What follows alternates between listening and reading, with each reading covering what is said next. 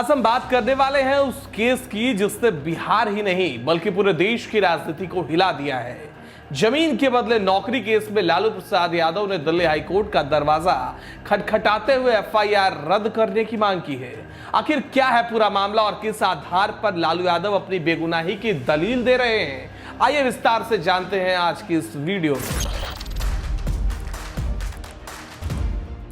दोस्तों नमस्कार, यह हमरा बिहार और मैं हूं आपके साथ दिनकर आनंद। दोस्तों बिहार की सियासत में हलचल एक बार फिर तेज हो गई है। आरजेडी सुप्रीमो और बिहार के पूर्व मुख्यमंत्री लालू प्रसाद यादव ने दिल्ली हाईकोर्ट का दरवाजा खटखटाते हुए सीबीआई की दर्ज एफआईआर को ही रद्द करने की मांग कर डाली।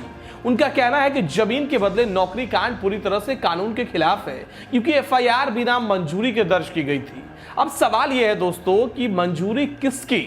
लालू यादव के वकील कपिल सिब्बल का कहना है कि सीबीआई ने भ्रष्टाचार निवारण यानी कि प्रिवेंशन ऑफ करप्शन एक्ट के नियमों का उल्लंघन किया है।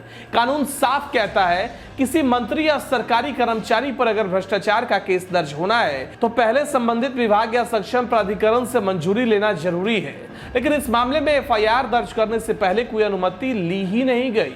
यही वजह है कि लालू यादव कह रहे हैं कि पूरा केस ही अवैध है। वहीं सीबीआई की दलील बिल्कुल अलग है। उनका कहना है कि लालू यादव ट्रायल कोर्ट में समय खींच रहे हैं और जानबूझकर अपना पक्ष सही तरह से पेश नहीं कर रहे। सीबीआई यह भी कह रही है कि अगर मंजूरी नहीं भी ली गई तो उसका असर सिर्फ पीसी एक्ट के आरोपों पर पड़ेगा, आईपीसी की धाराओं पर नहीं, यानी मामला पूरी तरह खत्म नहीं होता। कोर्ट ने भी साफ किया कि पीसी एक्ट की मंजूरी न होना आईपीसी की धाराओं को प्रभावित नहीं करेगा। दिल्ली हाईकोर्ट में सुनवाई के दौरान कपिल सिब्बल ने तर्क दिया कि जब लालू यादव रेल मंत्री थे उसी दौरान ये नियुक्तियां हुई थी। आरोप है कि 2004 से 2009 के बीच जबलपुर रेलवे डिवीजन में ग्रुप डी की भर्तियों में नौकरी के बदले जमीन ली गई। कर्मचारियों ने अपनी जमीन लालू यादव के परिवार या सहयोगियों के नाम ट्रांसफर कर दी। लेकिन सवाल यह है दोस्तों कि यह एफआईआर 18 मई 2022 में दर्ज हुई, यानी पूरे 14 साल की देरी से, और इससे पहले सीबीआई ने एक बार प्राथमिक जांच बंद भी कर दी। अब इस देरी और मंजूरी के अभाव को लालू यादव अपनी सबसे बड़ी ढाल बना रहे हैं।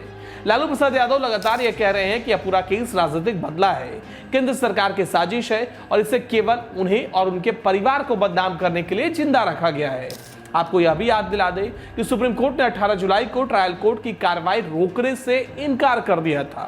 वहीं दिल्ली हाईकोर्ट ने 29 मई को कहा था कि कार्रवाई रोकने का कोई मजबूत कारण नहीं है।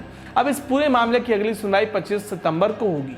जाहिर है आए दिन इस केस पर होने वाली सुनवाई बिहार की राजनीति को और गर्माती है। तो बड़ा सवाल यह है कि क्या सचमुच जमीन के बदले नौकरी घोटाले की एफआईआर रद्द हो जाएगी? क्या लालू यादव अदालत से बड़ी राहत पाने जा रहे हैं या फिर यह मामला चुनावी मौसम में और ज्यादा राजनीतिक गर्मी पैदा करेगा?